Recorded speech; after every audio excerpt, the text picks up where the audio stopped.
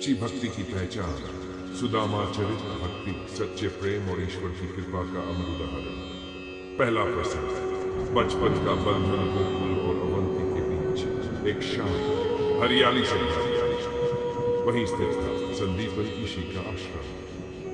वही दो बालक शिक्षा ग्रहण करते। एक थे श्री कृष्ण यशोदानंद के लाडले और दूसरे सुदामा ब्राह्मण कुल के शांत, विनम्र और अत्यंत धर्मपरायण।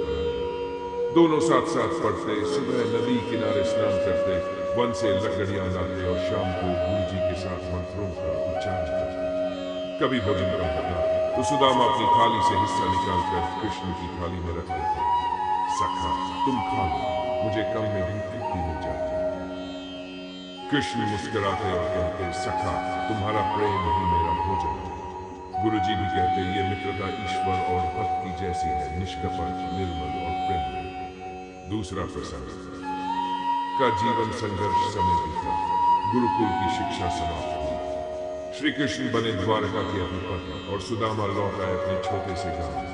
गांव का जीवन कठिन था। टूटी छत वाला कुटीर, चारों ओर सूखी नदी। दिन भर पूजा पाठ करते, पर कई दिन ऐसे बीत जाते जब अन्न भी नसीब नहीं होता। पत्नी पतिव्रता थी, पर भूख से कमजोर होती जा रही थी। एक दिन बोली, प्राणनाथ, आप तो श्री कृष्ण के सखा हैं, क्यों न उनसे मिलाएं? सुदामा मुस्कुराए, देवी, सच्ची मित्रता में स्वार्थ नहीं, पर हाँ, मिलने की इच्छा है। पत्नी बोली, तो जाइए, पर खाली हाथ ना जाइए। घर में जो थोड़ा सा चिवड़ा है वही भेंट कर दीजिए। ये भेंट नहीं, प्रेम। तीसरा प्रसंग, कठिन यात्रा। सुदामा चल पड़े, नंगे पांव, फटे वस्त्र, हाथ में पोटली और हृदय में सखा के दर्शन की चाह। धूप तेज थी, तप रही थी, पर कदम नहीं रुके। कभी मन में आता, क्या मेरा सखा पहचान पाएगा? फिर भीतर से आवाज आती, सच्चे प्रेम को पहचानने के लिए शब्दों की जरूरत नहीं। कई दिन बीते, कभी नदी का जल पीता, कभी किसी पेड़ के नीचे विश्राम किया। अंततः दूर से दिखाई दी द्वारका नगरी। स्वर्ण महल चमक रहे, आंखों में आंसू आ गए। सखा, तू तो द्वारकाधीश बन गया और मैं अब भी वही गरीब ब्राह्मण। वो तुरंत मुस्कुराए, धन और वस्त्र बदलते हैं, पर सच्चा प्रेम नहीं बदलता। चौथा प्रसंग, द्वारका में प्रवेश। द्वारका का दृश्य अद्भुत था। स्वर्ण स्तंभों वाले महल, रत्नों की आभा से दमकते गलियारे। सुदामा द्वार पर पहुंचे। द्वारपाल उन्होंने नम्रता से कहा, कह दो द्वारकाधीश से उनका सखा सुदामा द्वार पर खड़ा है। बस नाम सुनते ही श्री कृष्ण सिंहासन से उठे, नंगे पांव दौड़ते हुए पहुंचे द्वार पर। आंखों में आंसू, आवाज कांप रही। सखा सुदामा, तू आ गया। दोनों गले मिले, मानो स्वयं प्रेम अवतरित हो गया। पांचवा प्रसंग, स्नेह भरी भेंट।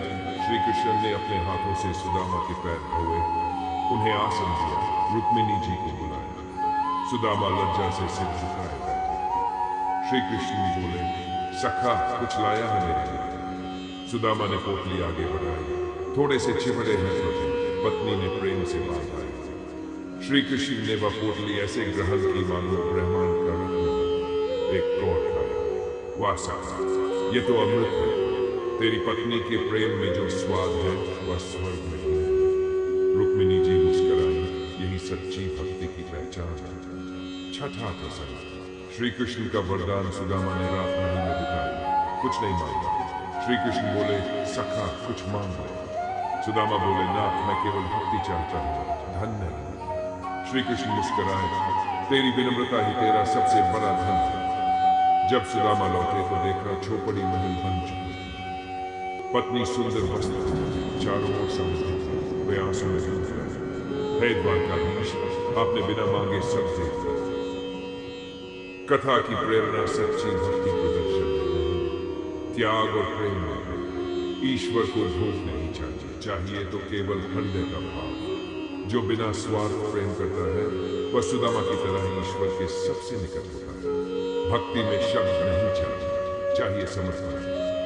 जब मन सच्चा होता है तो हाथ कभी खाली नहीं होता। भक्ति वही जो प्रेम में डूबी है, मित्रता वही जो